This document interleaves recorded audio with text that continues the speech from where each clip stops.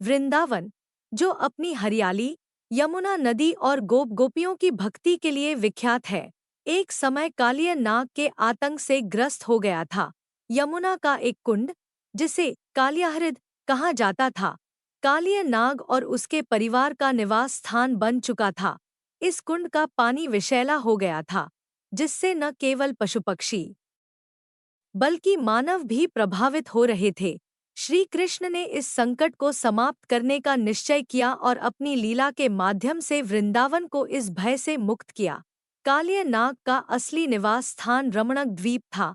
वहां गरुड़, भगवान विष्णु का वाहन और पक्षियों के राजा, अन्य नागों का भक्षण करते थे।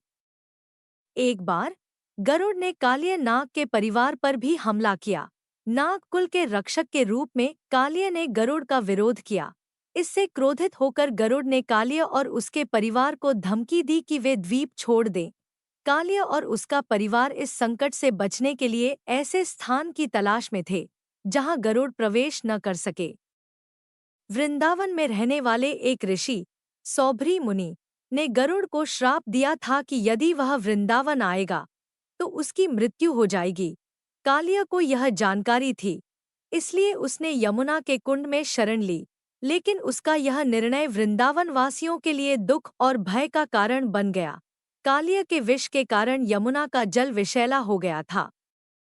यमुना का वह भाग उबलते पानी की तरह दिखता था और वहां से विषैले गैसों का उत्सर्जन होता था।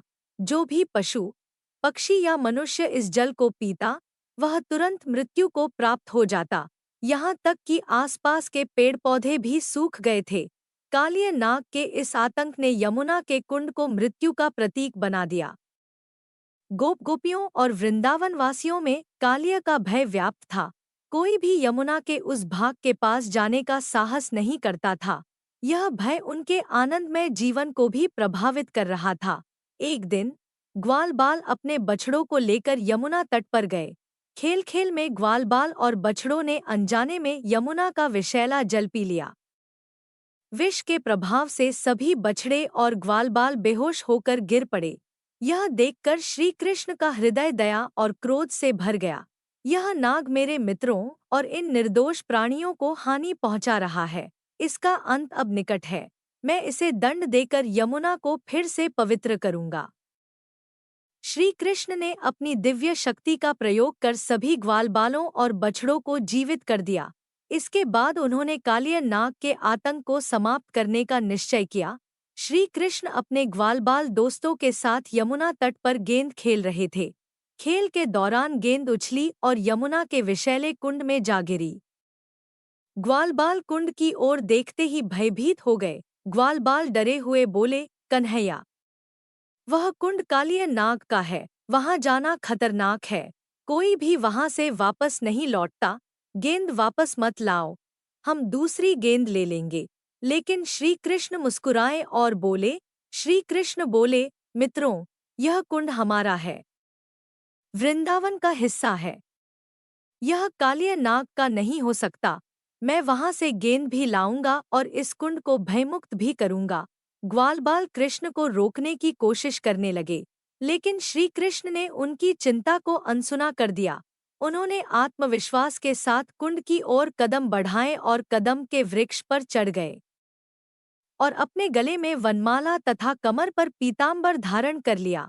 उन्होंने कदम के वृक्ष की ऊंचाई से यमुना के जल में छलांग लगा दी। ग्वालबाल यह देखकर भयभीत हो गए। ग्वालबाल चीखते हुए बोले, कृष्ण, वहां मत जाओ। कालिय नाग बहुत भयानक है, वह तुम्हें मार देगा। लेकिन श्री कृष्ण ने उनकी चिंता को अनसुना कर दिया और मुस्कुराते हुए यमुना के जल में समा गए।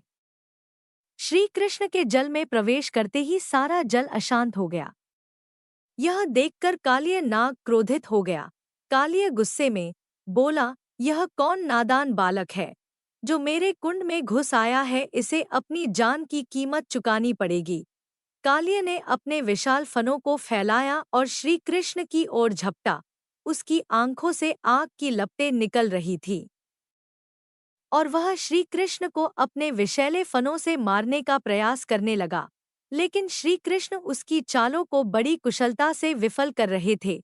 श्री कृष्ण और कालिय नाग के बीच भयंकर युद्ध होने लगा। कालिय ने श्री कृष्ण को अपनी कुंडलियों में जकड़ने का प्रयास किया, लेकिन श्री कृष्ण ने अपनी दिव्य शक्ति से उसकी हर चाल को नाकाम कर दिया। थोड़ी देर बाद श्री कृष्ण ने कालिय नाग की गर्दन पकड़ ली और उसके फनों पर कूद गए।